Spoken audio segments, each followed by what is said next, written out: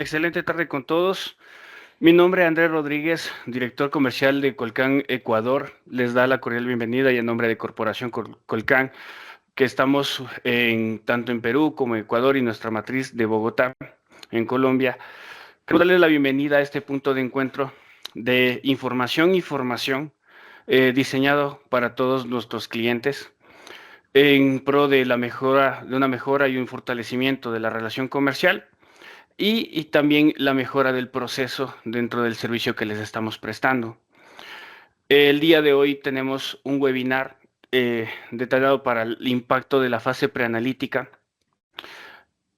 dictado por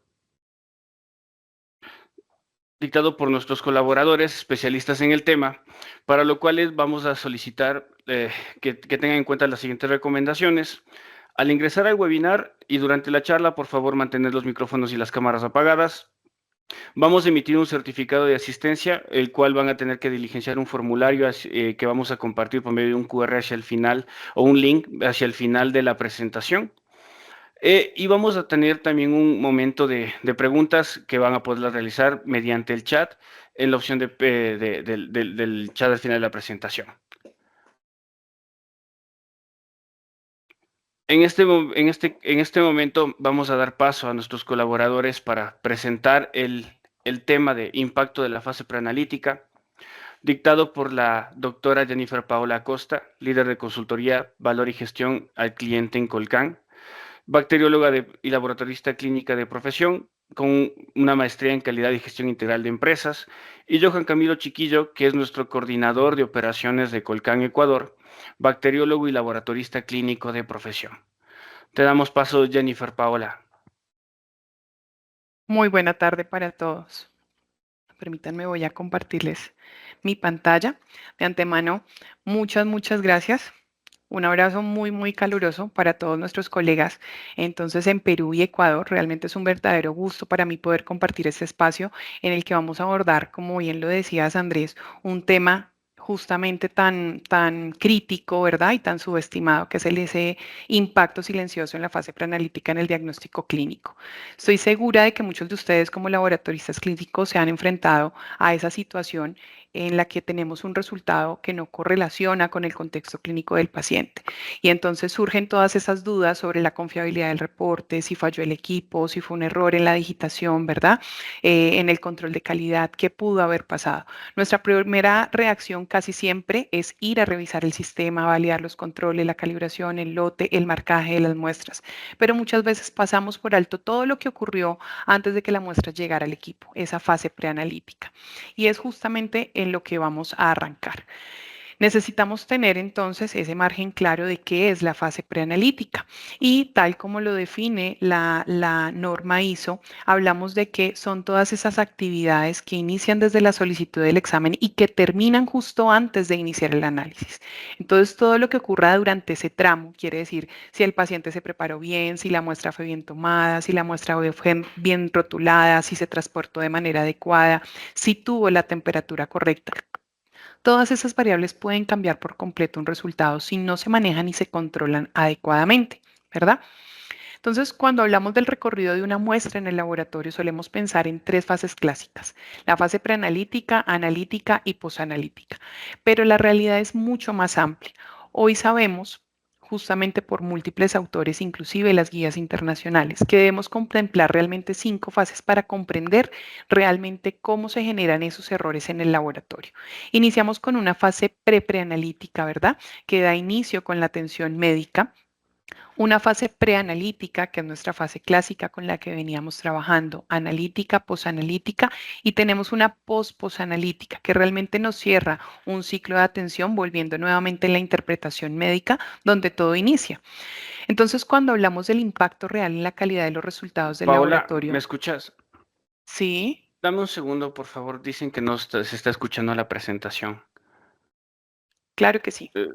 Alvarito, por favor, ¿nos puedes ayudar con esto? Sí, pues nosotros acá lo estamos escuchando bien. Le invitamos de pronto a las personas que tengan inconveniente puede que tengan inconveniente con internet, a que salgan y vuelvan a ingresar a la sala a ver si ahí ya les habilita el audio. Pero en un comienzo, en general, está funcionando el audio. Vale, muchas gracias. Perfecto. Paola, muchísimas gracias. Sigue, por No, con favor. gusto, Andrés.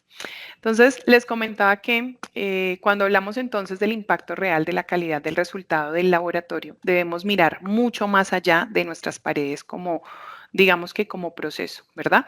Entonces, esas dos fases críticas que hablábamos hace un momento, esa fase preanalítica y esa fase preanalítica, también tienen componentes extra e intralaboratorio.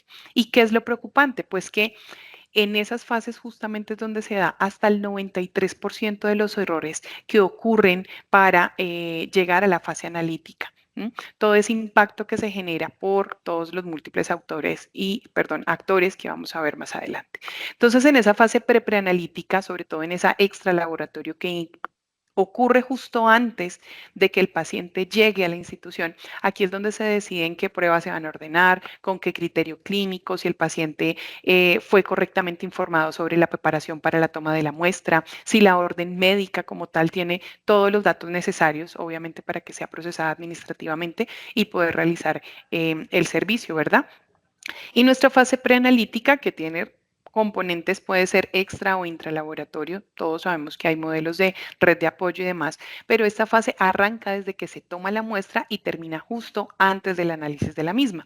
Entonces, ambas fases representan una zona muy crítica de riesgo y lo más preocupante es que la mayoría de los errores aquí no se detectan, digamos que en ese momento, pero que sí impactan gravemente en la validez de los resultados que vamos a entregar como laboratorio clínico. Ahora, no podemos olvidar que 7 de cada 10 decisiones médicas se basan en los resultados del laboratorio para darle manejo clínico al paciente. Por algo somos apoyo diagnóstico. Y sin embargo, la gran mayoría de los errores que afectan los resultados ni siquiera ocurre justo en nuestras instalaciones del laboratorio. Según la CLSI, más del 90% de los errores en estas fases son de tipo operativo y humano y ocurren principalmente en esa parte extra laboratorio. ¿Por qué? Pues porque aquí es donde intervienen muchos actores como el médico, el personal asistencial, la persona que tomó la muestra. La persona que transportó y quien recibe la muestra. Entonces, cada uno de esos interventores dentro de estas fases tiene el poder de proteger, pero sobre todo de contener y de garantizar la calidad del diagnóstico de esos pacientes que vamos a procesar. No podemos olvidar entonces que la calidad de ese resultado inicia mucho antes del análisis porque ese es el objetivo de la fase preanalítica, ¿verdad? Garantizar que la muestra llegue con la calidad necesaria para su análisis. La fase preanalítica entonces es ese punto de partida en toda una reacción en cadena, como lo vemos en este diagrama de pescado. Y si algo falla aquí, todo el diagnóstico se va a comprometer, pero es justamente como lo decíamos, es esa parte silenciosa. Entonces vemos que esta fase compromete la preparación del paciente, la toma de la muestra, el almacenamiento, el transporte de la misma. Y todo eso tiene muchas posibles causas de error. ¿Cierto? Terminan afectando la atención, los recursos y el paciente. Por eso sospechar del error preanalítico debe ser una práctica habitual, porque si nosotros lo sospechamos, estamos constantemente pensando y en la filosofía de la prevención justamente para contener. Los errores más frecuentes y críticos comienzan con la identificación incorrecta del paciente o de la muestra. Adicional a esto está el uso de abreviaturas confusas o el error en los números romanos en las órdenes médicas. Y a esto se suman también muchas veces factores ya como la medicación previa que no fue notificada, la ingesta de alimentos que nos afectan el ayuno, los horarios inadecuados por los ciclos circadianos de los analitos, la hemólisis, bueno, muchos otros factores que vamos a hablar en nuestra charla de hoy y que terminan comprometiendo la calidad del análisis y en consecuencia la seguridad del paciente. ¿Verdad? Entonces, cuando hablamos del error preanalítico, el impacto va más allá de una simple queja. Entre el 25 y el 30% afectan directamente el cuidado del paciente y hasta un 10% deriva en eventos adversos clínicos. Lo más alarmante es que con esas cifras, inclusive el 75% de esos errores son prevenibles, pero generalmente se da lugar a sobrecostos, pérdida de confianza y obviamente una carga asistencial que a veces el sistema no puede soportar por sí mismo dentro de esa confiabilidad. Por eso la adopción de prácticas seguras en la fase preanalítica es esencial, es vital para lo que nosotros hacemos como laboratoristas. Pero, ¿qué es esa seguridad del paciente? Es minimizar al máximo el riesgo de hacer daño cuando atendemos. Por eso necesitamos siempre que se den Más allá de las técnicas, la formación, los protocolos claros, la cultura de detección, la mejora continua. Hoy más que nunca debemos entender que nuestro trabajo, aunque muchos lo consideran invisible, tiene un impacto muy visible en la vida de los pacientes que atendemos. Y en Colcan, nuestras prácticas seguras tienen como base esta ISO 20658, que es una guía para nosotros operativa donde se establecen los requisitos técnicos y de calidad para esa fase preanalítica del laboratorio clínico.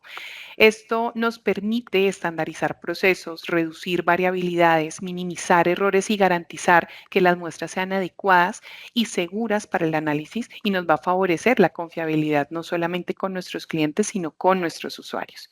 Y si hablamos entonces de estandarizar procesos, de minimizar errores, uno de los pilares más críticos en la fase preanalítica, conforme lo establece esta norma, es la correcta identificación del paciente. No podemos asegurar la trazabilidad ni la calidad del resultado si fallamos en este primer paso, que es la identificación del paciente. Entonces, esa identificación correcta de las muestras es una barrera de seguridad crítica. Errores aquí pueden tener consecuencias clínicamente graves, pero lo más importante, la mayoría son, como lo dijimos al principio, que evitables, con compromisos claros, adherencia del personal y barreras administrativas y operativas muy bien delimitadas, podemos reducir significativamente esos eventos y proteger la integridad de los resultados que vamos a validar. En Colcan la seguridad del paciente es clave y por eso confirmar la educación desde y la identificación también, no solamente confirmar la educación de nuestros flebotomistas, sino la identificación de los pacientes desde el origen no es solo una buena práctica, es algo que es vital dentro de nuestro proceso. Nuestro modelo de referencia dentro de Colcan parte de la confianza en que cada muestra fue tomada bajo las condiciones seguras y con la identificación correcta de los pacientes y de las muestras que nos hacen llegar. La seguridad del paciente comienza donde se genera la atención y esa es responsabilidad de todos los actores que intervenimos en esta fase preanalítica. Ahora, ¿cómo realizamos ese proceso en la atención directa? Según las guías internacionales, la CLSI, la Colabio Clinic, pues debemos seguir un protocolo riguroso y que esté enfocado en seguridad y trazabilidad. Inicia desde el primer contacto, es decir, que nos vamos a presentar, vamos a crear un ambiente de empatía, de reducir la ansiedad del paciente, lo que es fundamental porque el estrés altera parámetros como el cortisol, como las catecolaminas, incluso puede generar un incremento de los leucocitos. Entonces, adicional a generar ese momento empático con nuestros usuarios, vamos a explicarle el procedimiento con claridad y vamos a resolver las dudas y generar confianza. Este paso nos va a permitir reforzar la comprensión del paciente y que obviamente hay una colaboración por parte de ellos para poderlo gestionar dentro de la mayor comodidad posible para ellos y nosotros.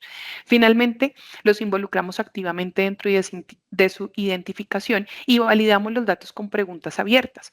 Me confirma, por favor, su nombre completo, apellidos, tipo y número de documento, cuál es su fecha. Nunca pendientes de que el usuario o el paciente valide con un sí o un no, sino que ellos nos den la información de forma clara. Solo después de esa validación es que podemos realizar el etiquetado de las muestras que se da en presencia del paciente, asegurando obviamente que hay una concordancia muestra-paciente, previendo errores en la identificación. Las guías también refieren que toda identificación debe realizarse directamente con el paciente usando al menos dos identificadores, que debe ser el nombre completo y el número de documento y nunca debemos asumir la identidad de nuestro usuario. Entonces, la identificación del paciente y la marcación del recipiente recolector se debe realizar de forma clara e inequívoca utilizando las etiquetas, los códigos de barra, ¿verdad? Algunos utilizan incluso todavía la parte de la etiqueta manual, pero lo importante es que no se desprenda fácilmente con el fin de que podamos evitar errores posteriores durante el transporte o la manipulación de la misma. Entonces, esa etiqueta correcta que es un punto de control crítico en la fase preanalítica, debe contener el nombre completo del paciente, el número de documento, la fecha y hora de la muestra y el tipo de muestra que nosotros estamos remitiendo. Cualquier muestra potencialmente mal etiquetada o mal identificada debe ser rechazada. Es una, digamos que, situación crítica dentro de seguridad del paciente por la cual no debemos permitir tolerancia a modificaciones. Otro ítem que es fundamental dentro de la normativa y las guías, sobre todo dentro de la CLS y la GP33A. Nos habla de cómo debemos colocar esas etiquetas que ya dentro de los laboratorios que tienen LIS es muy frecuente. Y es que esa etiqueta debe colocarse de forma horizontal, en posición recta, que me permita la completa legibilidad de la información, ¿cierto? Debe estar por debajo del tapón que no lo cubra para permitirme el acceso. No debe tener arrugas, no debe envolver por completo el tubo, ¿verdad? Porque para eso los frascos en su gran mayoría tienen unas ventanas de medición que son las que permiten a los sensores ópticos de los equipos automatizados no solamente validar el volumen, sino que para la parte preanalítica a los operadores les permite ver la calidad de la muestra, si está hemolizada, si es poca, si es lipémica, ¿verdad? Entonces, por eso no debemos taparla en la totalidad. Y el cuerpo del tubo y la tapa, pues obviamente nunca son, digamos que la fase o el sitio donde debemos adherir este tipo de etiquetas. La etiqueta mal colocada puede causar errores en la lectura, puede además generar un riesgo de pérdida de la identificación, porque recordemos que muchos de estos se transportan obviamente en condiciones de refrigeración, los paquel pues generan una condensación de agua que puede, dado que esto es papel, pues degradar entonces la calidad también de este tipo de insumo. En el manejo de muestras especiales, pues es fundamental especificar con claridad el tipo de muestra, si es biopsia, si es secreción, si es líquido, si es aspirado, si es cultivo, porque también, y es muy importante, el sitio anatómico exacto y la lateralidad. No es lo mismo que yo diga que remito una biopsia de pleura derecha que una izquierda, ni que yo estoy remitiendo un raspado unguial del dedo índice de la mano derecha que de un dedo del pie. Esa información impacta directamente en la interpretación clínica y en la calidad del informe, ¿verdad? Además, digamos que en el caso de muestras seriadas, no olvidemos registrar la hora exacta de cada toma y las condiciones en las que se está realizando. Debemos recordar siempre que el dato correcto, el lugar correcto y el contexto clínico preciso es lo que me va a dar la diferencia entre un resultado útil y uno inservible dentro de la correlación clínica. Siguiendo entonces con esas buenas prácticas que nos hablan las guías, en la remisión de muestras cuando se trata de muestras de orina no basta con enviarlas correctamente rotuladas. Es obligatorio registrar los volúmenes recolectados, tanto en el frasco como en la documentación que acompaña la muestra. Recordemos que muchos de los frascos no son totalmente herméticos, lo vamos a ver más adelante, y esto puede afectar en que al momento de derramarse, obviamente parte de la información que ha sido consignada en la etiqueta del recipiente se pierda. Por eso es tan importante que este tipo de datos también trasciendan a la documentación que acompaña las muestras. Esto es clave en el procesamiento y la interpretación de muchas pruebas. Un volumen más registrado puede llevar a errores clínicos significativos en la interpretación de un analito. Otra de las situaciones que vamos a ver son las condiciones preanalíticas. Cuando tenemos en nuestras manos una orden de laboratorio, debemos preguntarnos siempre qué tipo de muestra se requiere, cuál es el volumen adecuado, qué condiciones necesitan, cuánto tiempo tengo para poder remitir y que no pierda su estabilidad. Y todas esas respuestas las vamos a encontrar fácilmente en nuestro portafolio en la página web de Colcan, donde pueden consultar esas guías preanalíticas para cada prueba, desde qué tipo de muestra, qué volumen, qué recipiente, qué condición de la toma, qué oportunidad, qué estabilidad tiene el analito. Entonces, una consulta a tiempo en nuestros mecanismos digitales puede evitar un reproceso, errores o incluso la pérdida de la estabilidad de esa matriz biológica que estamos remitiendo. Y justamente después de consultar entonces esas condiciones preanalíticas en nuestros portafolios web, viene el momento más crítico que es la toma de la muestra. Aquí no solamente recolectamos un material biológico, hacemos una recolección de información diagnóstica vital. La calidad en la toma asegura que esa muestra sea representativa del estado real del paciente en ese momento sin alteraciones externas. Pero, ¿de qué depende entonces esa calidad? De múltiples variables. Unas las podemos controlar, como es el procedimiento, el recipiente, el tiempo, ¿verdad? Y otras que debemos conocer, como son las condiciones del paciente. Entonces, es fundamental que esas variables del paciente, como su edad, el sexo, el estado fisiológico o el estado de salud, como es el embarazo o si tiene una condición crónica, ¿verdad? Es necesario que nosotros las conozcamos. No son solo datos administrativos, son factores determinantes que van a influir directamente en la interpretación de muchas de mis pruebas. Y ¿Por qué se hace entonces ese requerimiento? Porque algunos valores de referencia son franjas etarias o especificaciones por el sexo del paciente. Un mismo resultado puede ser completamente normal en un niño, pero crítico en un adulto mayor. Lo mismo ocurre en pacientes gestantes donde los rangos se ajustan fisiológicamente, ¿verdad? Y por eso debemos tener clara esta información al momento de tomar la muestra y al momento de ingresar en el sistema. Es clave para la validación clínica del informe y para evitar errores dentro de ese diagnóstico que se está haciendo del paciente. Entonces aquí una cuña súper importante que a veces se nos olvida y el por qué muchas veces en esos datos que relacionamos, como le estoy diciendo, no nos dicen si es una paciente embarazada o no. El embarazo es un estado fisiológico complejo y modifica fundamentalmente los parámetros bioquímicos y hematológicos en la paciente. No es una patología, pero sí es una condición que debe ser informada claramente en laboratorio. Durante la gestación, la creatinina disminuye, los leucocitos aumentan fisiológicamente, hay variabilidad en la hemostasia, ¿cierto? Porque hay una hipercoagulabilidad natural, perdón, que aumenta factores como el fibrinógeno, como el dímero D, incluso disminuye la proteína S libre. Entonces, interpretar estos resultados sin considerar el embarazo puede conducir a errores diagnósticos graves. Por eso, reportar esta condición es un acto esencial dentro de esa parte de seguridad del paciente que hemos estado hablando. Y también tenemos que tener en cuenta todo lo que, aparte de la situación fisiológica, todo lo que abarca con los hábitos, la nutrición, ¿verdad? Los medicamentos, la alimentación, el ejercicio, incluso el momento hormonal, hora del día en la que estamos generando la toma de la muestra, porque puede alterar profundamente la fisiología basal.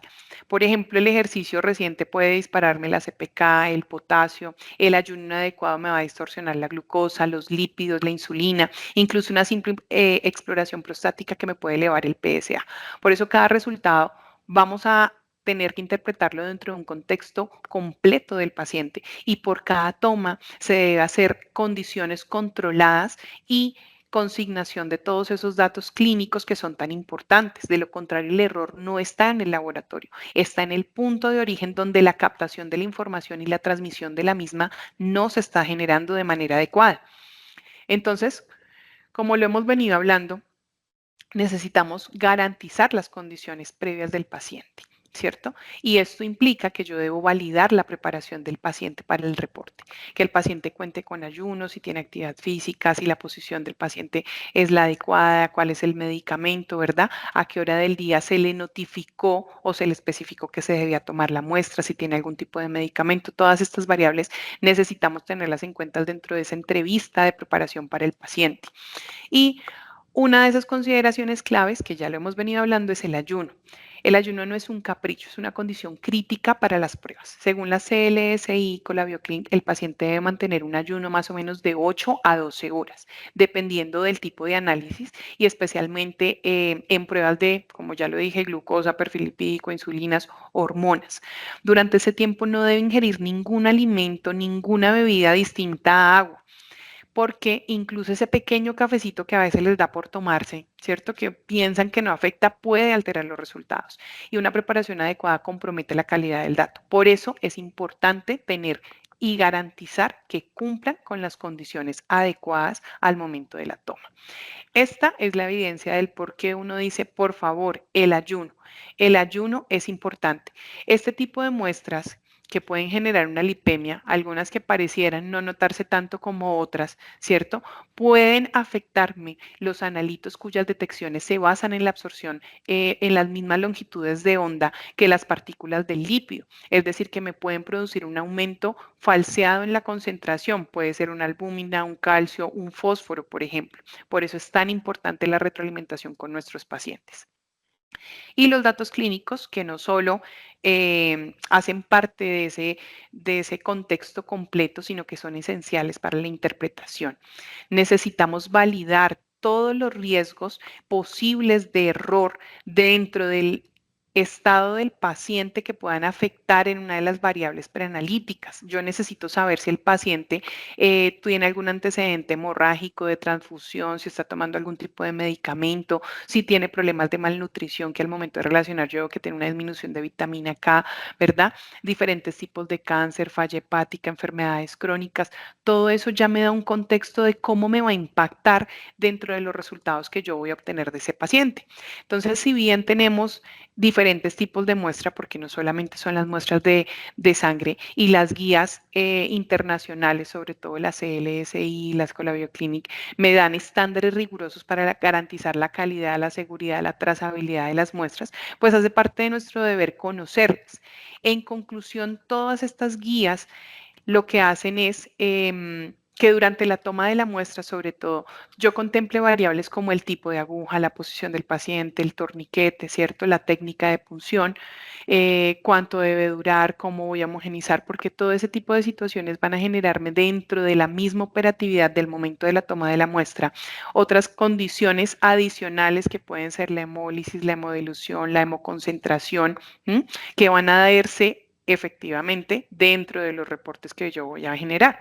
Evitar el éxtasis venoso, el traumatismo durante la punción, el orden de llenado del tubo, el volumen correcto, cómo hice la homogenización, evitar la generación de espuma, porque esto ya me da una hemólisis evidente de la muestra. Todo ese tipo de situaciones para nosotros dentro del proceso son controlables. Necesitamos conocerlas porque justamente necesitamos abatirlas. Una de las más frecuentes es la aplicación del torniquete. La EFLM recomienda realizar la extracción de sangre sin torniquete, siempre que sea posible. ¿Por qué? Porque elimina uno de los factores más comprometentes de la calidad de la muestra. Esta práctica reduce el riesgo de hemoconcentración y evita alteraciones analíticas y fortalece la seguridad del resultado. Sobre todo se debe hacer en qué analitos, lactato, amonio, albúmina y calcio, que tienen un alto impacto. ¿Cuál debería ser el uso adecuado del torniquete? ¿Cierto? Yo debería, según las guías, colocarlo solo si es necesario entre 7 a 10 centímetros por encima del sitio de punción y menos de 1 minuto de duración. Si se excede entonces de ese tiempo, se debería retirar y reaplicar tras 2 minutos. El uso prolongado entonces de este insumo, de este torniquete, me puede provocar hemoconcentración, aumento, obviamente como lo decíamos, de sus analitos, el calcio, el lactato, ¿cierto? Y alterarme incluso hasta el pH. Otra de las prácticas comunes pero incorrectas es el de la solicitud de bombear el puyo o de generar un golpeteo dentro o alrededor de la zona de punción, provocando con cualquiera de estas dos, hemoconcentraciones, éxtasis venoso, elevación de analitos como el potasio, el magnesio y comprometer la calidad del resultado. Entonces, ¿qué debemos? Sí debemos frotar porque el calor obviamente me va a ayudar a generar una dilatación, pero yo no tengo la necesidad de generar ese golpeteo. Eso no es una buena práctica. Y ser muy cuidadoso en el correcto orden de llenado de los tubos. Esto es clave para evitar la contaminación cruzada de los aditivos que se puede alterar significativamente e impactar en los resultados. Seguir la secuencia que está recomendada por las guías, por las ISO, inclusive por la CLSI, evita errores penalíticos como falsos aumentos o disminuciones inclusive de electrolitos o pruebas de coagulación o pruebas de hematología. Entonces, para nosotros es importante conocerlo. La inversión del tubo también debe hacerse de inmediato después de la recolección, siguiendo una técnica suave, controlada, nunca de agitación. Yo siempre sí hago simplemente una inversión. Cada tipo de tubo, dependiendo del aditivo, pues se le debe garantizar el número de inversiones que normalmente lo dicen las fichas de los fabricantes, las fichas técnicas, y debo garantizar que se mezcle homogéneamente la muestra con el aditivo, previendo entonces la formación de coágulos o resultados erróneos. Entonces, recuerden siempre que invertir no es agitar. Yo he visto en acompañamientos técnicos ese movimiento en el que pareciera que estuviéramos mezclando un cóctel. Por favor, esto no es homogenizar la muestra. Entonces, debemos tener mucho cuidado. Una práctica simple pero crítica es mantener siempre las muestras tapadas. ¿Por qué? Porque dejarlas expuestas al aire por más de 30 minutos altera el equilibrio de CO2 y eleva efectivamente mi pH, haciéndome alteraciones seriamente en pruebas como el PT, la PTT, los factores de coagulación, incluso variaciones mínimas del pH pueden darme falsos resultados, especialmente cuando estoy buscando inhibidores. Además, el calcio ionizado que es tan sensible al pH puede verse alterado. Entonces, si el pH sube, sube, disminuye artificialmente mi calcio libre y efectivamente si se baja, pues me va a dar un aparente falso positivo, ¿verdad? Otros aspectos que pueden comportarse de forma errática en cuanto a las valoraciones de los resultados de las muestras, aparte de la lipemia, ¿cierto? También es la policitemia, porque, por ejemplo, debe realizarse una corrección del valor del hematocrito, la acidosis, porque ustedes saben que las enzimas trabajan en ciertos pHs y cuando estas varían, las proteínas se desnaturalizan. Otro es la hipotermia, porque recordemos que reducen todas las reacciones metabólicas, y la hipocalcemia, porque algunas reacciones son catalizadas y son dependientes de calcio. Por eso es que es tan importante, y hablábamos hace un momento, de mantener tapados los tubos. Otra clara, que es la ictericia interferente, que altera las pruebas colorimétricas y enzimáticas, ¿verdad? Entonces, hasta aquí, ¿qué es importante tener en cuenta? Nunca utilizar muestras extraídas desde un sistema de administración de medicamentos o fluidos. Si utilizamos el sistema mariposa, pues debemos tener otro tubo adicional que nos permita descartar ese volumen, digamos que de purga de la manguera del sistema LADO, que tenemos varios calibres de agujas, entonces necesitamos también como flebotomistas tener el criterio para validar cuál es el más pertinente, ¿cierto? Para utilizar dependiendo de la vena que vamos a puncionar. Y si tengo más de un requerimiento, sobre todo si es plasma, que es lo que casi siempre más se alicota, pues que dependiendo de la cantidad de requerimientos que yo vaya a solicitar, asimismo debo validar que el volumen que remita me alcance para la totalidad de mis pruebas, ¿verdad? Le doy paso entonces a mi compañero, al doctor Chiquillo, para que nos hable de esta otra fase supremamente importante que tiene que ver con el embalaje y contenedores. Doctora Paula, como siempre es un gusto tenerte. Gracias por compartir tu conocimiento. Por favor, me confirma si estamos viendo pantallas y si me escuchan bien. Claro que Andrés, sí. listo. Muchas gracias. Entonces, dando continuidad a la explicación que nos da la doctora Paula, hablemos un poco del tema de triple embalaje y algunos tips que tenemos de Colcan que les podemos ofrecer esta tarde de hoy. Y empecemos desde lo más básico, los contenedores de muestra, que son los que contienen, para la redundancia, las muestras tienen de relación directa con estas sustancias biológicas que vamos a procesar en un laboratorio.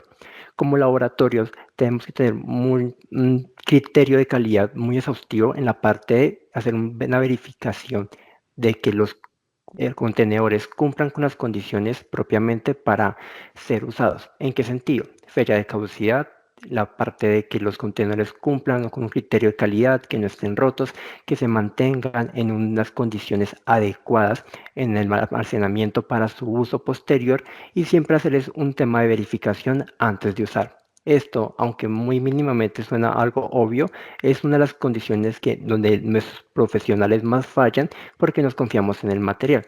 Todo material tiene que ser auditado, verificado y tener un control de calidad interno para ser usado, ya que estas son las que vamos a usar principalmente para contener las muestras primarias de cualquier sustancia biológica, y como todo laboratorio clínico indicamos que cualquier sustancia biológica tiene que ser considerada como altamente infecciosa, tanto por la seguridad de la población como en nuestros colaboradores, laboratoristas y demás personal que tengamos.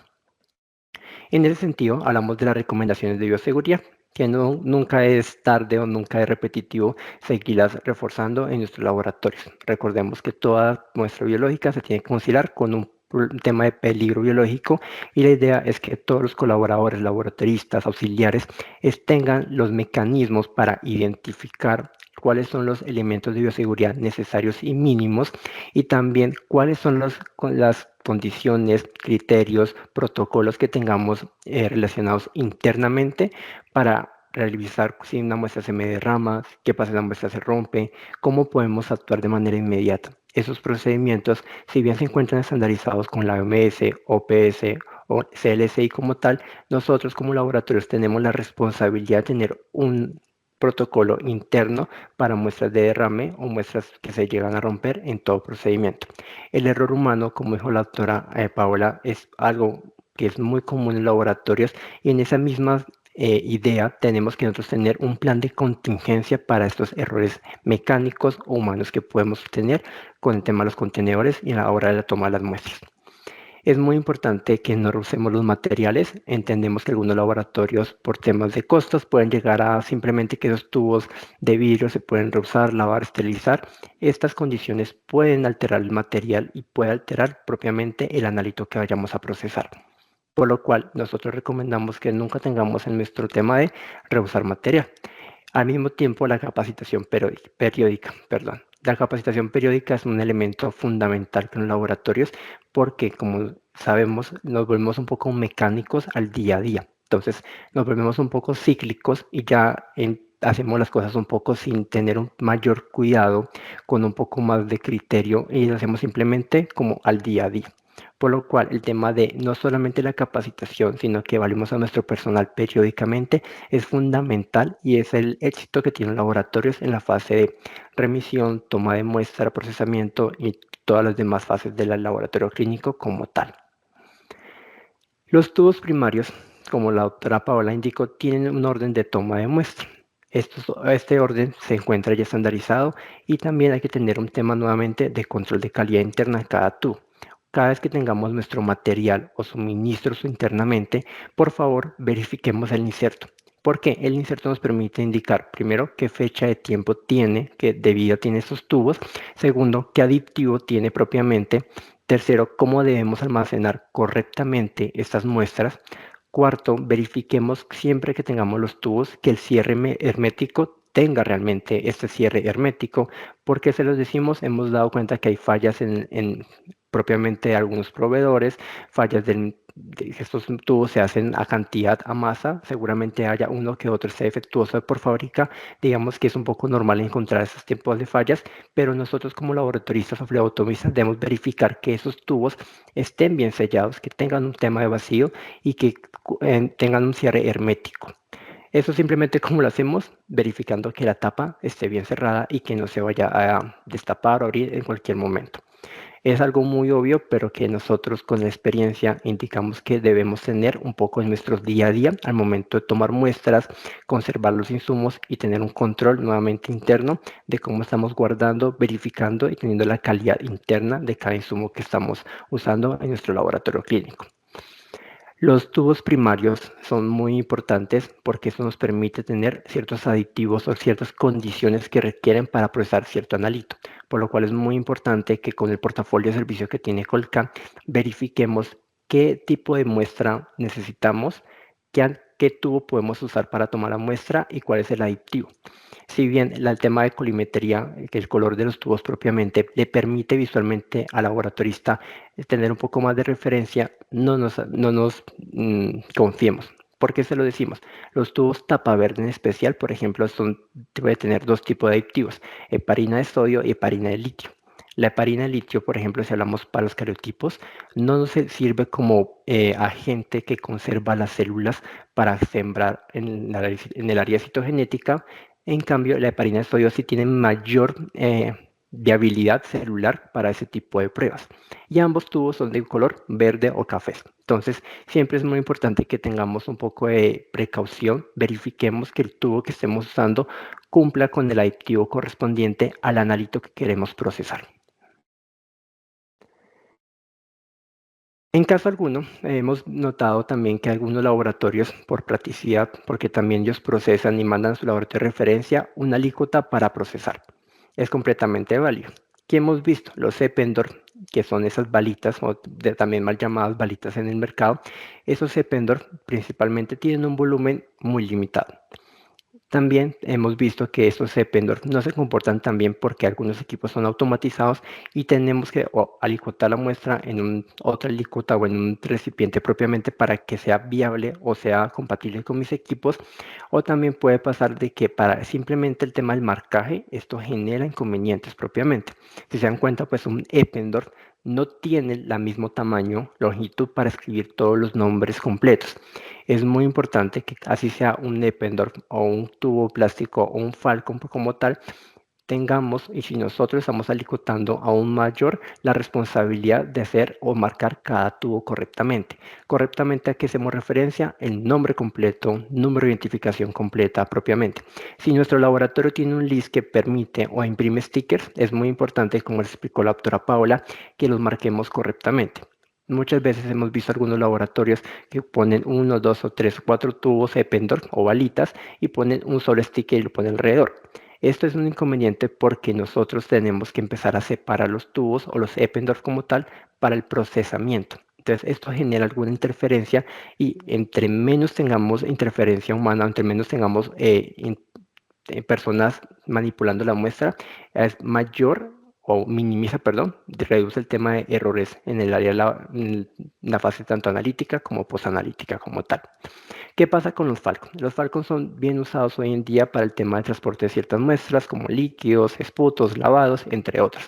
Los Falcons en particular, nosotros lo que recomendamos, al igual que los demás tubos, es que se marquen completamente y verifiquemos como los tubos de laboratorio que la tapa hermética realmente tenga un sellado completamente y no se vaya a derramar la muestra en el transporte. Es muy importante que el tubo Falcon o el tubo de plástico venga con la tapa que ya está propiamente indicada por nuestro proveedor como tal. ¿Por qué? En algunos laboratorios parece, usemos esa tapa que encaja, por decirlo así, y lo veamos de esa manera. Pero como el tubo no está prescrito con este proveedor de esa tapa, a pesar de que se vea que cierra, no siempre cumple con un sellado completamente y empieza los derrames propiamente. Ustedes saben que cuando enviamos muestras a laboratorios de referencia hay un tema de transporte, sea de una hora, un minuto o un día como tal. El transporte como tal pues va a generar movimiento y si el tubo no está completamente cerrado, no cumple con las indicaciones de fabricante, pues va a haber un derrame en todo el camino y no vamos a tener volumen suficiente para procesar. El volumen muerto es muy importante, ya lo que vamos a la siguiente parte. Las Eppendorf, también mal llamadas balitas, esos Eppendorf tienen un volumen muy limitado. Como todos sabemos acá, algunos equipos tienen un volumen muerto propiamente. Si yo mando un Eppendorf para diferentes técnicas o para diferentes exámenes, que cada examen tiene una técnica diferente, pues es un inconveniente, porque una técnica es un equipo diferente y cada equipo maneja un volumen muerto diferente. Como laboratorio de referencias y como laboratorios en general tenemos protocolos estrictos para un volumen mínimo para el montaje con el equipo. Adicionalmente, que en algunos casos, algunos analitos, debemos hacer una confirmación analítica propiamente con la misma muestra. Y si no tenemos el volumen suficiente, no podemos confirmar y muchas veces tenemos que pasar a la solicitud de nueva muestra. Por lo cual nosotros sugerimos que si vamos a mandar Eppendorf, mandemos con volumen suficiente y diferentes Eppendorf como tal con este volumen que nos permita, uno, poder procesar y dos, en caso que tengamos que reprocesar la misma muestra o confirmar un dato, lo podamos hacer sin necesidad de pedirles una nueva muestra y que esto genere pues más tiempos de espera para un resultado como tal. En los tubos de recolección, nosotros como laboratorio y la experiencia que llevamos de 30 años en el mercado, hemos identificado algunas prácticas que son más eficientes que otras en la forma de sellar los tubos. La práctica que más recomendamos hoy en día y que nos soportamos con especialistas y con la literatura clínica que tenemos hoy en día es el papel parafín. El papel parafín, que es un papel relativamente económico y que nos permite ser usado por un tiempo bastante prolongado con diferentes tipos de tubos, cortamos un pedacito, envolvemos, el papel parafín tiene la elasticidad de que cierra bien y aparte que es un medio aislante. En caso alguno que el tubo no esté bien cerrado, que la tapa no esté completamente en caja o sella, el papel parafín tiene o permite mayor seguridad aislante que se evita que haya un derrame en la muestra o que si la muestra completamente ya tiene el producto como tal, nuestro Falcon tiene algún defecto de fábrica, mantiene un poco a conservar más el volumen propiamente de nuestra muestra. ¿Qué nos recomendamos? La cinta masking, la cinta negra o la cinta transparente que usamos de papelería, porque esto si bien lo que hace es que mantiene la tapa con el tubo como tal, pero no permite un efecto aislante, por lo cual el material biológico se va a ir derramando o se puede ir derramando en el transcurso del transporte como tal. Por lo cual, siempre nuestra recomendación es usar papel parafín para que podamos sellar esos tubos y permite mayor viabilidad de la muestra en tanto al volumen, si hay algún defecto de fábrica, si llega a pasar alguna de las fases que ya les comentamos anteriormente. Algo muy importante también de los tubos que tenemos que tener en cuenta. Para algunos exámenes como bilirrubinas, vitaminas, entre otros, nos pide los portafolios de servicios que mantengamos conservadas o protegidas a la luz. Laboratorio Clínico Culcán, con el tiempo que llevamos, hemos visto que lo que mejor les permite, no solamente porque es efectivo, sino que también por temas de costo-beneficio, ese papel, de cocina, se me olvidó el nombre acá, me perdón, no sé si la palabra tiene el nombre. Creo Como que vinipel. no, el papel aluminio. En Mm, Ecuador sé que lo llaman diferente, me disculpan, no tengo aquí el nombre. Lo envuelven directamente y lo ponen con papel parafín. El papel aluminio o este papel aluminio lo que hace es que evita que haya interferencia de luz que puede alterar el analito como tal.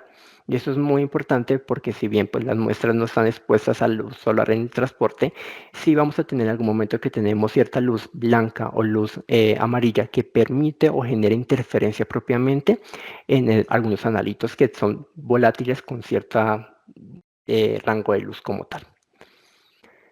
La muestra de líquidos corporales. Hablamos de líquidos cefalorraquídeos, amnióticos, pleurales, pericárdicos, sinoviales. Todo tema de líquidos, el laboratorio clínico Colcam. Hemos visto, y nuevamente sustentados por la literatura clínica, que los tubos como los Falcon o los de polipropileno, si son estériles, tienen una función bastante adecuada de mantener la muestra para exámenes como cultivos, para exámenes de identificación de patógenos por biología molecular, para bioquímica, pues, si estamos hablando de UNADA, si estamos hablando de proteínas en líquidos y demás. Estos medios funcionan, y si siempre y cuando estén estériles, cumplen un medio aislante y mantiene la viabilidad de las células que tengamos a procesar y la viabilidad del patógeno como tal si tenemos en un líquido. Que es muy importante en esa parte recordarles el tema nuevamente del sellado de la tapa. Sé que les he repetido esto en estos minutos propiamente, pero es muy importante que nosotros como laboratoristas y nuestros auxiliares, un momento que tengamos la muestra antes de enviar, por favor, verifiquemos el sellado completamente de estos tubos para ser remitidos. El laboratorio clínico Colcán Ecuador y Colcán Perú tiene ya algunos protocolos estandarizados. Algo muy importante que les indicamos, si ustedes tienen un medio, una muestra de líquido cefalorraquídeo, pleural, cualquier líquido corporal, y ustedes usan por medio de nuestros mensajeros que tenemos internamente, o si ya ustedes envían las muestras directamente a nosotros, podemos enviarles el protocolo. Lo que hacemos es que indiquen a nuestro mensajero de Colcán que aquí va un líquido corporal.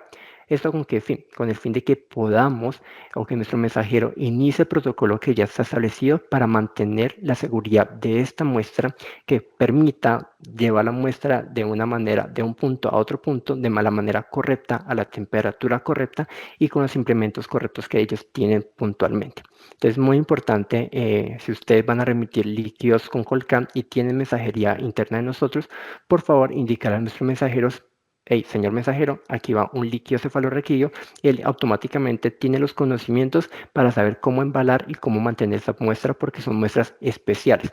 ¿Por qué son muestras especiales? Porque pues repetir una punción de un líquido cefalorraquídeo, de un líquido pleural o un líquido amniótico, pues es completamente casi que imposible. Estamos hablando de someter al paciente nuevamente a una sala de cirugías, estamos hablando de tener un evento adverso muy grande que nosotros como laboratorio entendemos y estamos de la mano de ustedes para que dar las herramientas suficientes y los insumos necesarios para que podamos transportar las muestras de manera correcta, más las muestras que son de mayor impacto clínicamente.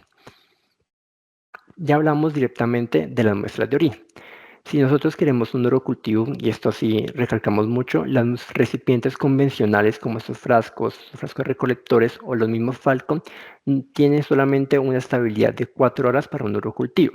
¿Por qué? Porque los urocultivos se requieren propiamente de un aditivo que permita la viabilidad, la conservación microbiológica, que le permita pues hallar un crecimiento o que no se mueran las bacterias en este proceso. Por lo cual para urocultivos nosotros no recomendamos enviar estos frascos porque, como les digo, la estabilidad solamente son de 4 horas.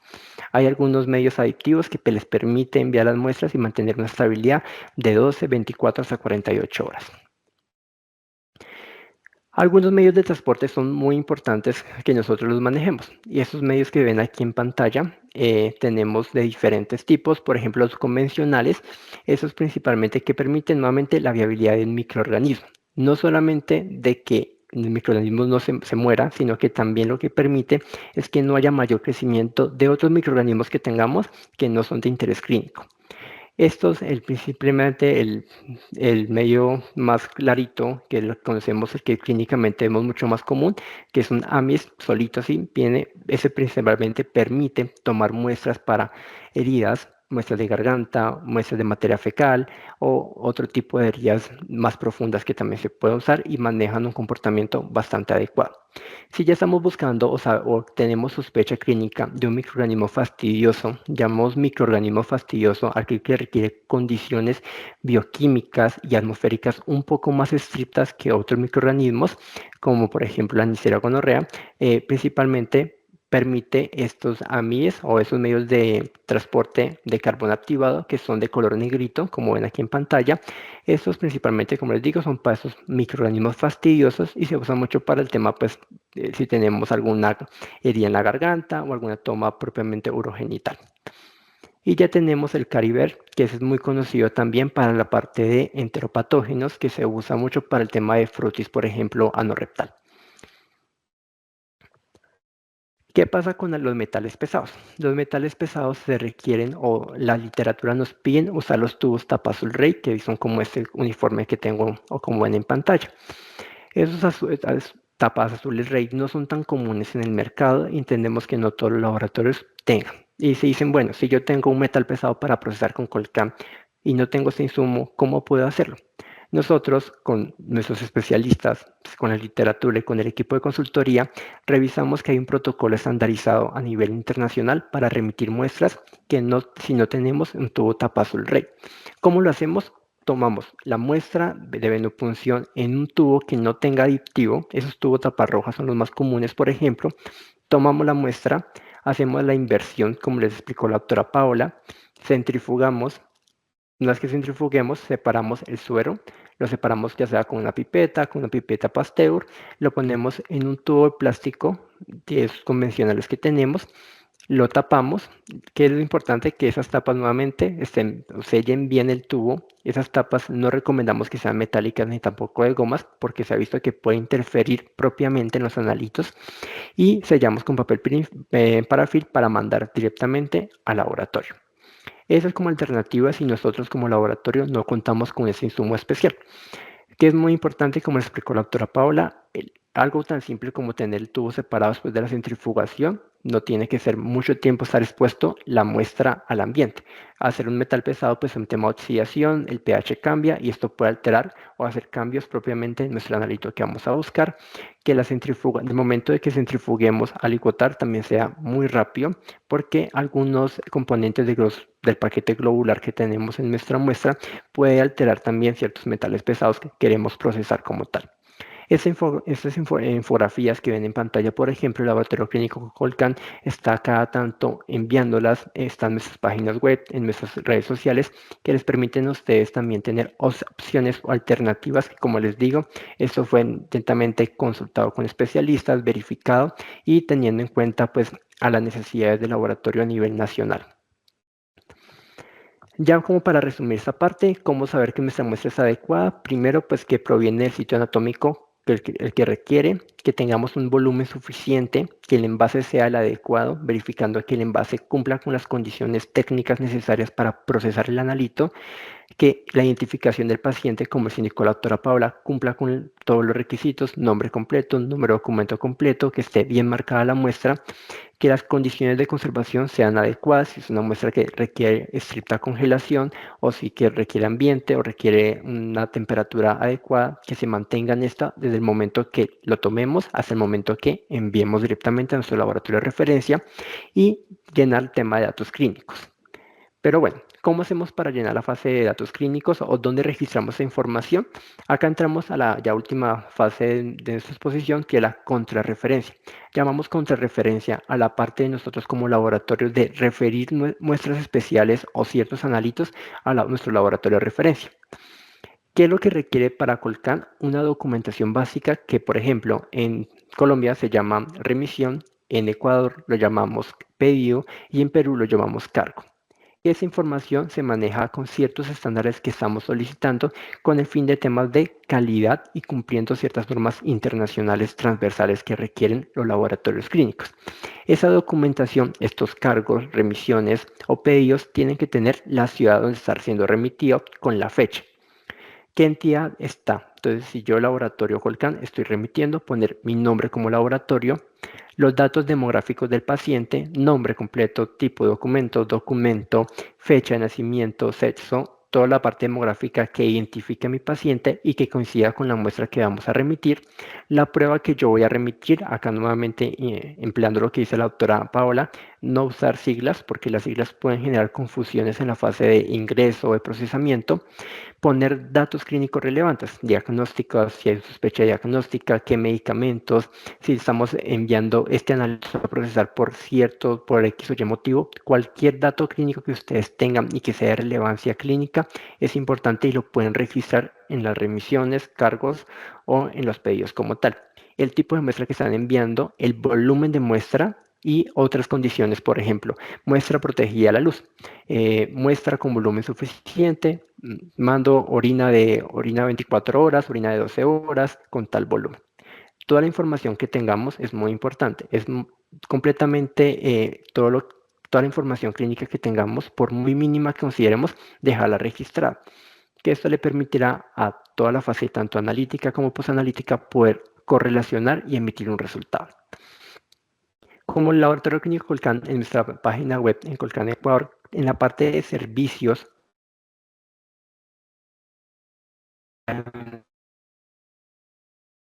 esas tres pestañitas de acá, nuestro portafolio de servicio, nuestro contacto comercial y tenemos algo que se llama formatos. Si usted le da clic ahí en formatos, ahí les va a aparecer todos los formatos que tenemos nosotros como Colcan. Los formatos como, por ejemplo, una remisión en PDF que ustedes pueden usar para remitir a Colcan si necesario, si no tienen oficina virtual, la pueden usar también para tener un referente para crear su remisión interna en el laboratorio. Y también tenemos otros formatos que son necesarios para ciertas pruebas. Por ejemplo, para no irnos muy lejos, el tema de las cadenas de custodia. Hay cerca de 42 pruebas en nuestro portafolio de servicios que requieren cadena de custodia. Y la cadena de custodia ustedes pueden conseguir, ahí como les indiqué, todos esos formatos que están acá. No solamente tenemos cadena de custodia, tenemos para errores metabólicos, para el tema de medicamentos inmunosupresores, para el tema de estudios genéticos y demás. Toda esa información que estamos consignando en estos documentos, puedo entender que es bastante largo y esto puede generar un poco de tiempos en sus laboratorios, pero es completamente indispensable para que nosotros como laboratorio de referencia podamos emitir un resultado que cumpla con las condiciones de calidad y que le permita al médico tener una correlación o un apoyo diagnóstico, que es lo que a fin de cuentas queremos como laboratorio clínico Colcan. El transporte de las muestras es completamente importante. Hay que entender qué muestra tiene que tanta estabilidad. Por ejemplo, una biometría o un cuadro hemático también llamado, tiene una estabilidad diferente en ambiente como también propiamente en refrigeración. Hablamos de los factores de coagulación, que requieren una estricta congelación. Si congelamos, descongelamos y congelamos para el tema de factores de tiempos de coagulación, generamos o alteramos los análitos que queremos procesar puntualmente. Por eso es muy importante que mantengamos desde el inicio, y nuevamente ustedes se pueden apoyar en nuestro portafolio de servicios para saber qué temperatura es la que tiene mayor condiciones de viabilidad y estabilidad del analito que ustedes vayan a procesar o quieran remitir a Colcan. El tema de los geles refrigerantes. Nosotros acá hacemos esta pausa porque si ustedes como laboratorio remiten, no está dentro de sus condiciones el mensajero que les reciba las muestras, ustedes directamente, o lo que hemos visto con la experiencia y nuevamente avalados con la norma técnica internacional, es que las pilas o gel packs, también llamados refrigerantes, son muy importantes que los hagamos como en cuadrito. Esto que permite una mayor distribución, como ven en pantalla, de la refrigeración. Algo muy importante que también hemos visto, las muestras de sangre total o las sangres con heparina total como tal, no las pongamos directa a las gel packs o los pilas refrigerantes. ¿Por qué? Porque ese choque térmico lo que hace es que o congela ligeramente la muestra o hemoliza las células que tenemos en estas muestras. Por lo cual aquí nosotros recomendamos, si tenemos sangres, líquidos que se requiere viabilidad celular, tengamos un papel absorbente o un papel aislante que no permita el contacto directo de nuestra muestra con estos gel packs. El triple embalaje, seguramente ustedes ya lo conocen. Hablamos de si son, dice triple embalaje porque son 3 embalajes. El primero es nuestro recipiente primario, el que va a contener la muestra. Ya les indiqué que tenemos que tener una verificación que la muestra cumpla con las condiciones, y que el recipiente cumpla con las condiciones de calidad necesarias. Nuestro embalaje secundario por lo general son bolsas Ziploc o fundas Ziploc, también llamadas en Ecuador, por ejemplo, que estén bien y que mantengan la estabilidad, en el caso de estabilidad, que no se estén moviendo de lado a lado. ¿Qué es lo que recomendamos acá? Si tenemos esas fundas Ziploc, pongamos varios tubos y que queden presionados. Con esto con el fin de que si tenemos solo tubo o 2 tubos nada más, no van a estar moviéndose en toda la funda como tal o en la bolsa como se dice en Perú, y tengamos que las muestras se vayan a romper o cualquier otra cosa en la fase del transporte como tal. Entre las muestras estén más comprimidas y estén pegaditas, esto permite de que estas no se golpeen entre ellas y también evita de que se vayan a romper, fisurar o tengan algún tema en el transporte como tal. Y nuestro tercer embalaje, que es el embalaje exterior, donde se lleva nuestro embalaje secundario, ahí donde vamos a tener toda la parte sí, es congelación, nuestro hielo seco, sí es refrigeración, propiamente nuestros gel packs, como les mencionamos anteriormente. Y si ya tenemos unas muestras en ambiente, pues no le colocamos ningún gel refrigerante o ninguna condición para mantener la temperatura como tal. Que es muy importante ese embalaje terciario, que sí o sí esté marcado como muestras biológicas, cumpliendo con las indicaciones de OMS y OPS como tal para el transporte de muestras biológicas que vamos a proceder. Nuestros mensajeros cuentan con neveras que están con nuestro logo Colcan y cumplen con las condiciones de embalaje que les permite llevar las muestras en las condiciones de temperatura y en las condiciones adecuadas y siguiendo las normas tanto nacionales como internacionales propiamente.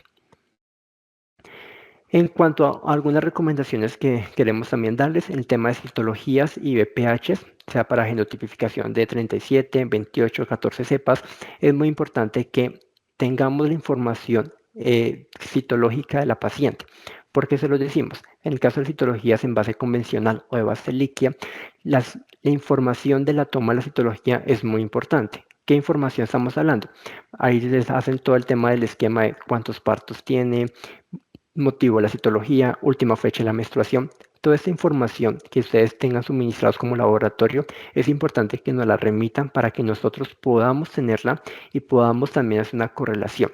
¿Cómo podemos enviar estas láminas? Láminas principalmente en estos portaobjetos que tenemos ahí. Si ustedes no lo tienen, el Laboratorio Clínico Colcan, les podemos ayudar a enviarlos para que mantengamos la conservación y la integridad de la lámina como tal, porque es una lámina de vidrio, y la información citológica como tal, que es una hojita o si tienen algo manual, la pueden enviar directamente en un sobre o con los pedidos, cargos o remisiones internamente. También pueden llenar esa información citológica, ya sea de manera digital o manual, en las remisiones o los cargos como tal, que les permita a ustedes tener esa información plasmada, y esta misma información les va a aparecer, en el caso de las citologías en base líquida o convencional, les va a aparecer esta información que le permite a los médicos una mayor correlación.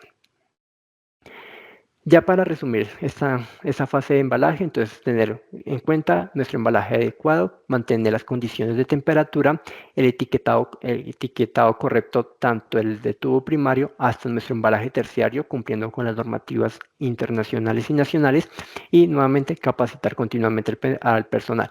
Vemos que es un tema que insistimos que puede ser muy obvio, pero que esta información se va actualizando y que nosotros como laboratoristas debemos estar al día con las normas tanto técnicas nacionales como internacionales de triple embalaje. Producto no conforme. Esta ya es nuestra fase final. Producto no conforme. ¿A qué hacemos referencia como laboratorio de referencia de producto no conforme? Es cuando una muestra no cumple con las condiciones preanalíticas para el procesamiento de un examen. A eso llamamos como producto no conforme o por sus siglas PNC. ¿Qué es un producto no conforme? Una muestra que no se encuentra rotulada correctamente, como le indicó la doctora Paola, que no cuente directamente con la identificación de nuestro tubo y nuestro cargo, remisión o nuestro pedido sea diferente. Entonces la muestra está marcada como Camilo Chiquillo, pero la solicitud dice, la solicitud es de Paola Costa.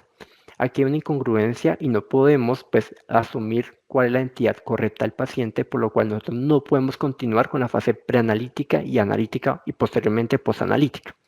Un envase inapropiado, por ejemplo, si usamos el tubo incorrecto para cierto analito, la demora en el envío, entendemos que el tema logístico puede ser bastante complejo y que hay cosas que no dependemos de nosotros como laboratorio. ¿De qué hablamos? Por ejemplo, en estos momentos en Ecuador contamos en la zona norte y en la zona sur bastantes lluvias que generan que hay derrumbes y la muestra va viajando y duran 2 o 3 días en este trancón o en esta fila de carros para que pasen las muestras, pues la estabilidad de la muestra ya no va a servir. Y nosotros como laboratorios entendemos que una retoma es completamente molesta, pero también tenemos que entender que la calidad de lo que estamos entregando a nuestros pacientes va a depender de que esta muestra estuvo retenida 2, 3 horas, sea por cualquier X o Y motivo logístico que tengamos propiamente. No indicar el tipo de muestra o el sitio anatómico también es un producto no conforme porque no le permite a nuestros especialistas una correlación correcta. No tener o no indicar qué examen a procesar, una muestra derramada o la ruptura del envase, una harina recolectada en la bolsa de catéter. Como laboratorio no podemos tener o procesar para ningún cultivo ni tampoco para ningún analito las bolsas de recolectores de catéter como tal, sino tienen que venir en los envases estériles que les mencionamos anteriormente, un volumen inadecuado, las muestras coaguladas o hemolizadas y una contaminación de la muestra. Si vemos que, por ejemplo, envían las placas de Petri o los Petri como tal, vemos que hay 3 o 4 microorganismos ahí, pues no podemos ni procesar ni aislar cuál es el microorganismo que se quiere realmente identificar. ¿Cómo es el proceso de identificación de producto no conforme Laboratorio Clínico Colcan? Nosotros tenemos diferentes profesionales y personas técnicas capacitadas con esa información que se encargan de aperturar las neveras o aperturar las muestras. Una vez que recibimos las muestras en nuestras instalaciones, verificamos las condiciones preanalíticas de cada muestra. Y ahí verificamos si tiene o no o cumplen con las condiciones preanalíticas, siguiendo que verificando que la parte analítica de nuestros especialistas, equipos, profesionales cumplan con las características indicadas y también con lo que está estandarizado por Colcam. En ese sentido, por ejemplo, si una muestra está inadecuada, antes de que nuestro profesional realice el producto no conforme, verifica con el área analítica que realmente la muestra no cumpla con las condiciones para su procesamiento. Se identifica el PNC y lo que se hace es que se verifica nuevamente con nuestro profesional que está encargado. Siempre en cada área de Colcan tenemos profesionales y líderes que se encargan de dar un soporte a todos los profesionales y toda la parte técnica que tenemos en el laboratorio para que verifiquemos que el PNC sea el correcto y se hace un ingreso de este producto no conforme a nuestro sistema. Esto que nos permite a nosotros, una vez ya crear el producto no conforme en el sistema, lo hacemos la parte de notificación. Toda notificación de no conformidad de nuestro laboratorio clínico Colcan es directamente vía correo electrónico. Y esto lo hacemos porque con el fin de que ustedes tengan la información y por un tema de trazabilidad y que nosotros cumpliendo con el tema de calidad interno y de normas internacionales propiamente que nos da ciertas acreditaciones. En ese sentido, los correos se envían a los correos que ustedes directamente tienen en la parte comercial o los ejecutivos de cuenta. Dicen, siempre les van a pedir un correo propiamente de la parte laboratorio donde se va a notificarles a ustedes toda la no conformidad, se les da el cuerpo del correo, muchas veces se les notifica y se les pone ya sea alguna evidencia, algún adjunto o alguna parte técnica que eso les permite a ustedes también tener un poco más de sustento porque la muestra no es adecuada para procesar como tal. Una vez de que las muestras se encuentren en esta parte, se entran en un estado de cuarentena. En estado de cuarentena, las muestras duran 72 horas previamente a la notificación vía correo.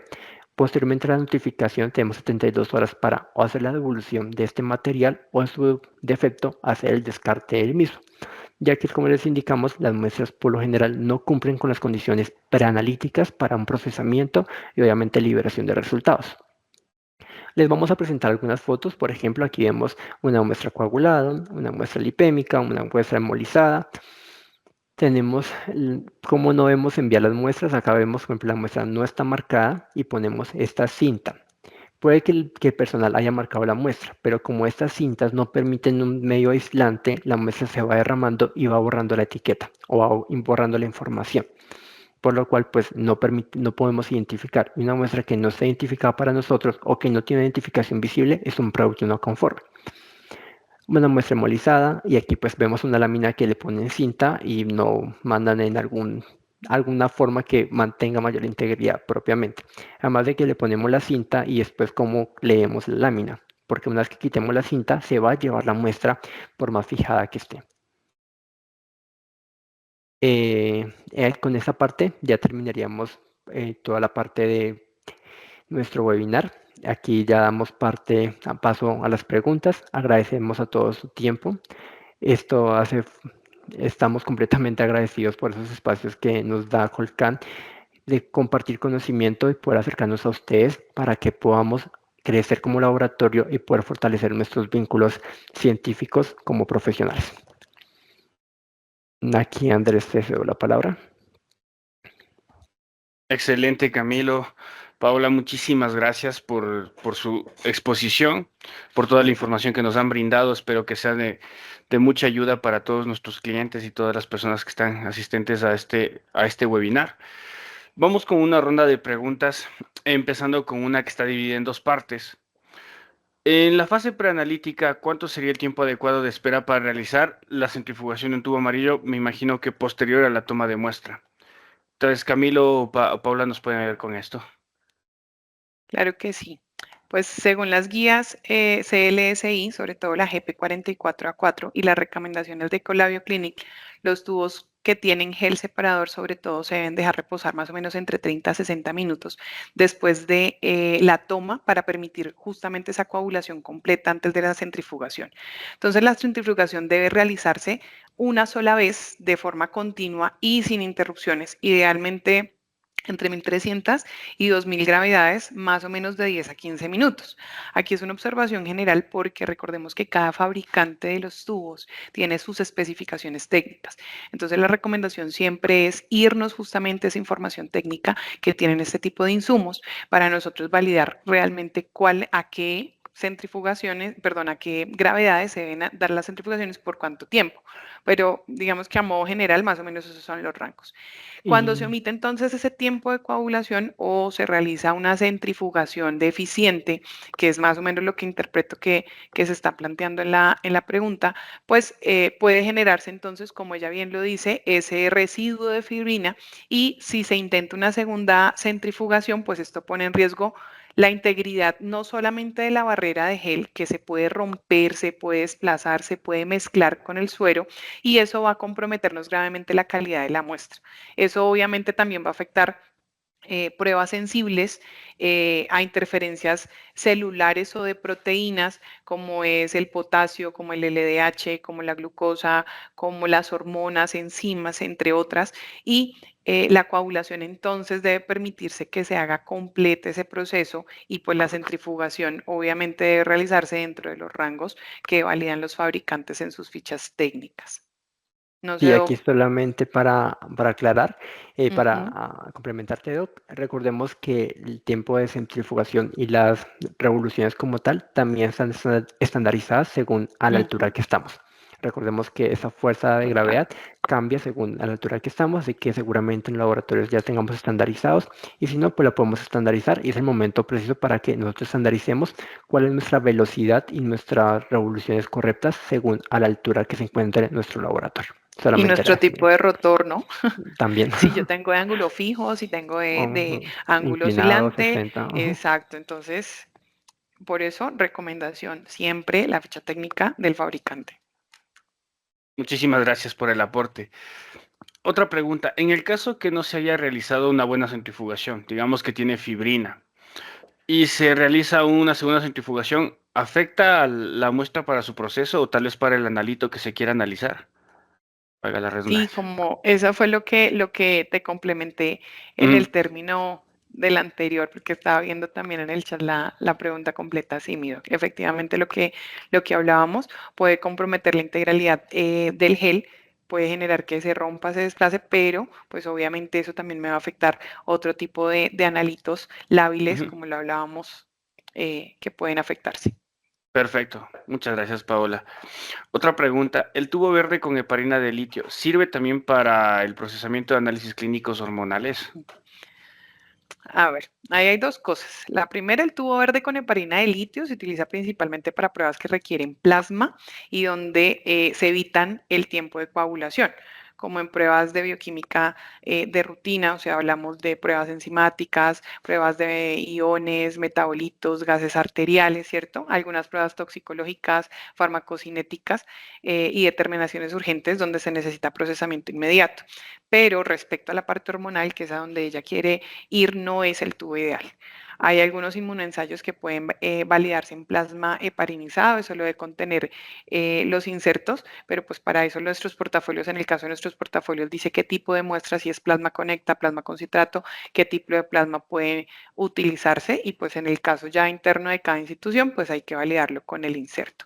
Algunos inmunoensayos pueden digamos que la mayoría de pruebas, sobre todo hormonales, TSH, cortisol, FSH, LH, entre otras, están estandarizadas para realizarse en suero, que ha sido Ujú. obtenido pues de esos tubos sin anticoagulante, como es el tubo amarillo con gel, que yo sé que también lo manejan mucho allá. Las limitaciones de pronto de ese tubo verde para las pruebas hormonales es que la heparina puede interferir en algunos de esos inmunoensayos en esa unión antígeno-anticuerpo o no todas las plataformas tampoco están validadas para usar el plasma heparinizado, por eso, como les comento, creo que es mejor validarlo también dependiendo del tipo de reactivo casa comercial que se esté utilizando, puede variar los resultados, obviamente, comparado con el suelo y eso también me va a comprometer. Entonces, la recomendación es utilizar siempre muestras especificando lo que dice el inserto pues, del fabricante. Para hormonas, la mayoría de los protocolos recomiendan siempre suero sin anticoagulantes, por lo tanto, pues el tubo verde debería limitarse y validarse previamente si se considera para el uso dependiendo de la técnica. Excelente, Paola. Y muchas gracias también a Mónica Izquierdo y Jorge por sus preguntas, estas tres primeras preguntas. Diana Sibart igual nos comparte una pregunta. Después de la centrifugación, ¿qué tiempo como máximo podríamos nosotros esperar para el procesamiento de la muestra, sin generar o alterar el metabolito que queremos identificar? A ver si te entendí bien. Después de la Ujú. centrifugación, o sea, Así cuando es. yo ya he separado, Ya ¿qué tengo tiempo debo? el suero, digamos. Mm, Ya, Entonces, y eso depende del analito que yo esté necesitando, digamos que procesar. Y lo digo ¿por qué? Porque en la bioquímica, ya después de que yo he separado el paquete globular, yo puedo tener, por ejemplo, una hormona, una glucosa, una insulina, ¿cierto? Depende de la habilidad y la estabilidad del analito. Pienso que es relativo y tendremos que puntualizar cuál es el analito que necesito.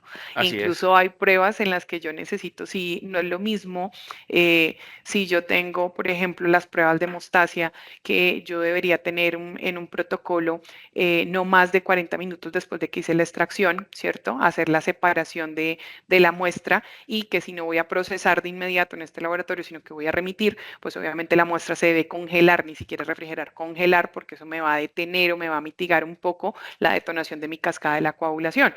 ujú. Y congelada yo la puedo tener mucho tiempo. Entonces, por eso hablo de que en la centrifugación, la separación del analito ya depende de lo que yo esté buscando, lo que quiera medir. No, perfecto, Paula. Muchas gracias por la aclaración. La última pregunta es, ¿los tubos con heparina de litio puedo usar para cuadros hemáticos en algún caso extremo? Y ahí le añado también la pregunta es, si en el caso de usarlos, ¿en qué tiempo podríamos usarlos? No. No, no. Mi respuesta rotunda es no, no. Para eso, para la biometría, justamente el gol estándar o siempre el conservante a utilizar para la morfología en cuanto a la biometría siempre va a ser el EDTA, a no ser de que yo quiera ver plaquetas y además hacer un conteo de plaquetas, que ya lo haría manual, ya en eso acudo ya al citrato de sodio, ¿verdad? Pero ya la parte de biometría como biometría, efectivamente el EDTA. Perfecto. Bueno, vamos con una pregunta adicional y cerramos el cuadro de preguntas. Desde su experiencia, ¿cuáles consideran que es el error preanalítico más subestimado, pero con mayor impacto clínico en la actualidad? ¿Tú qué dices, tu chiquillo? Yo tengo dos, pero, No, pero tú dale, dale qué, las que tuyas estás dos y más yo también. ahí. Dale, y también Yo creo que me uno gusta de los mucho la más pregunta, muchas subestimados gracias. es el volumen. Ujú. Uno de los más subestimados Tal es el cual. volumen. O sea, terrible. Aparte del volumen, la hemólisis. Y la respuesta frecuente que dan los laboratorios es que es un paciente de difícil acceso, no le puede sacar sino ese poquito. Y lo mandan en el tubo súper grande, ¿no? Entonces, mi relación anticoagulante-muestra obviamente no se cumple. Y eso es supremamente importante. Aparte de la hemólisis, los equipos automatizados han avanzado tanto que incluso llegan a detectar una hemólisis grado 1, que para nosotros puede ser imperceptible en el laboratorio, pero el equipo sí la está detectando y obviamente me va a causar un error dentro del rango óptico que se manda por el equipo. Entonces, para mí, esos dos. Ujú. O, Yo solamente aumento acá la fase de la flebotomía, es muy importante y hay errores que hemos interiorizado aquí como laboratorios. El tema de los golpes, o sea, no. Esto no, total. eso tiene que estar, eso es una práctica insegura porque altera mínimamente o mayormente la parte de ionogramas. Empecemos Total. desde ahí, que es un tema de analíticos fundamentales en urgencias. Si empezamos a pegar a los pacientes y que nos hemos dado cuenta en las visitas técnicas que es que pobres pacientes que les pegan durísimo, decimos pues con razón queda con hematomas. Ni siquiera es por la misma venopunción, sino porque no, eso no tiene ningún fundamento técnico que realmente haya vasodilatación realmente porque no está. Está algo que debemos tener fuera de nuestro mercado y nuestros laboratorios, es los golpecitos, como decimos. Eso creo que está muy sobreestimado. Por supuesto. Gracias, Camilo. Bueno, la última pregunta para hacer esto que nos estaban pidiendo. ¿Consideran que la automatización preanalítica reduce realmente los errores o solo están transformándose en otro tipo de errores? Bueno, excelente pregunta, por cierto, me encanta. Muy pertinente para el análisis que hacemos todos los días de esa fase preanalítica, desde un enfoque muy técnico y respaldado en la literatura, sobre todo en las LSI, en las ISO y demás. La automatización preanalítica no elimina por completo el error humano, pero sí lo mitiga significativamente en tareas repetitivas o críticas como es el escaneo, como la centrifugación. Yo creo que la licuata de muchas de las pruebas, eso también ya está muy automatizado. En cuanto a la clasificación también, obviamente nos permite reducir el margen de error. Sin embargo, no debemos caer en esa falsa seguridad. Los errores no desaparecen, simplemente cambian de forma y pueden desplazarse hacia fallos de configuración, de mantenimiento, de validación del software o interpretación incorrecta, digamos, de alertas. Por eso la automatización debe ir siempre acompañada de personal capacitado, de protocolos robustos, de control constante del sistema. Entonces, en síntesis, automatizar reduce el riesgo, pero no reemplaza la vigilancia profesional. Todo lo que tenga intervención humana está sujeto a error. Ujú. Y lo que hablábamos hoy, la fase preanalítica, por más automatización, no vamos a llegar a eliminarla en un 100%. Es lo mismo que nos pasa en la analítica. Entonces, nuestra predisposición siempre debe estar justamente en la implementación de barreras sin dejar de lado el seguimiento. Aquí solamente para darte apoyo, mi doc, estoy completamente de acuerdo. Ahorita se habla mucho del tema de las IAs y cómo las IAs están impactando en nuevas tecnologías. Sí, van a ayudar, pero también tenemos que tener los protocolos muy estandarizados y ser muy estrictos a hacer una verificación constante. Es decir, que estemos siempre verificando con controles internos, externos, que nuestra automatización, por más mínima que sea, cumpla con las condiciones estándares y más que todo en la fase preanalítica. Entonces, no confiarnos, como dice la doctora Paola, sino que también tener mayor seguimiento y ser muy estrictos de que como cualquier tema operativo puede generar un error la máquina o el operador de la máquina. Las máquinas jamás nos van a reemplazar a nosotros como laboratoristas. Eso también entiendo que es un tema de mito que tenemos acá, sino es nosotros como laboratoristas cómo nos estamos incorporando o adaptando a la evolución de nuevas técnicas, de las IAs y demás, porque al fin de cuentas las IAs es un tema de análisis de datos. Somos nosotros los que realmente verificamos que esos datos estén bien analizados y que cumplan con las condiciones de criterios de calidad básicos para cualquier laboratorio, hospital o clínica. Perfecto, Camilo. Paola, muchísimas gracias por su ponencia. De verdad, creo que fue de mucha ayuda para todos nuestros clientes y todas las personas conectadas dentro de este webinar. Esperamos poder seguir cumpliendo con muchos webinars más de este tipo de ponencias para todos los clientes.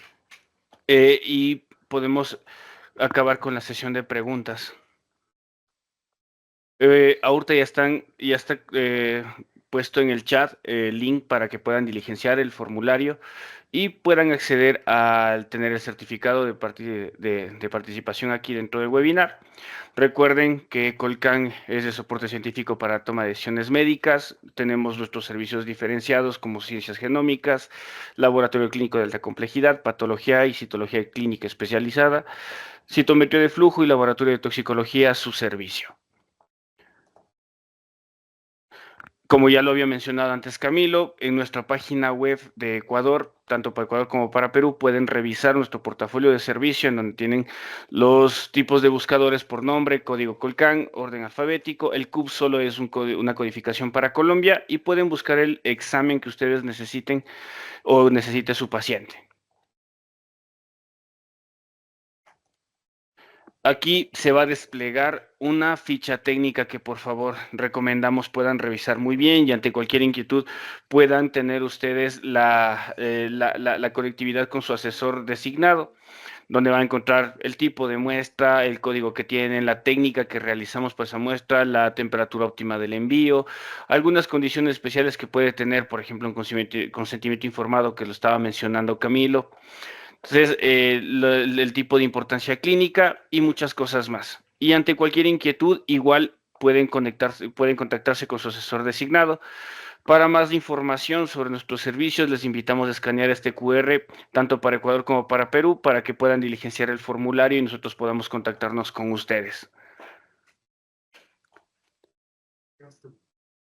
Mencionarles también que vamos a estar presentes dentro del Congreso, del primer Congreso Andino, el primer Congreso Ecuatoriano de Genética Humana y Medicina Genómica, impulsado por la Sociedad Ecuatoriana de Genética Clínica y Medicina Genómica.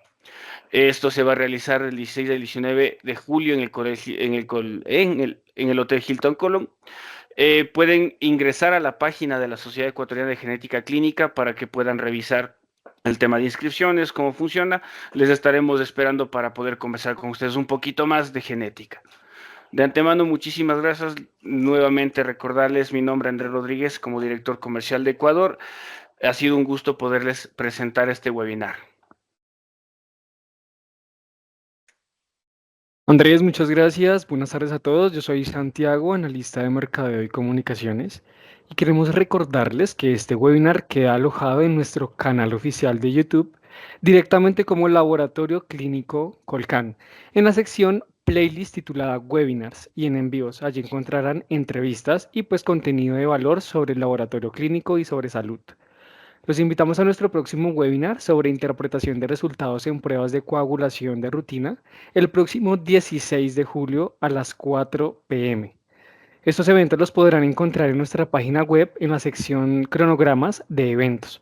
A través de este chat, en este momento vamos a compartirles el enlace para el respectivo registro. Asimismo, para que nos sigan en nuestras redes sociales y que ustedes estén completamente informados. Pueden escanear nuestro código QR que está apareciendo en pantalla en este momento y por el chat enviaremos el link bio.